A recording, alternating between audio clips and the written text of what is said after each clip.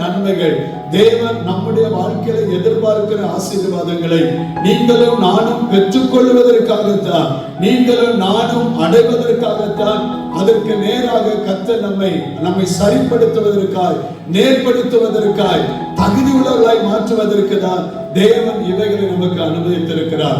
கடந்த 10 மாதங்களாய் வேதனை நிறைந்ததாய், துன்பம் நிறைந்ததாய், பாடுகள் நிறைந்ததாய், அவமானங்கள் நிறைந்ததாய், ஸ்தோத்திரம், வருத்தம் நிறைந்ததாய் காணப்பட்டால், ஸ்தோத்திரம், ஏன் ஆண்டவரே என் வாழ்க்கையில் அனுமதித்தீர், எதற்காக என் வாழ்க்கையில் இந்த பிரச்சனைகள் என்று எழுதின ஆண்டுடைய சமூகத்தில் முறையிட்டோம்.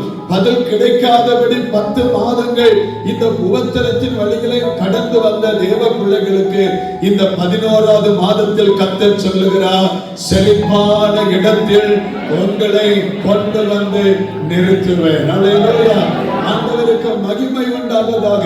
அந்த செழிப்பான இடத்தில் எங்களை கொண்டு வந்து வெட்டீர் என்று வாசிக்கிறோம்.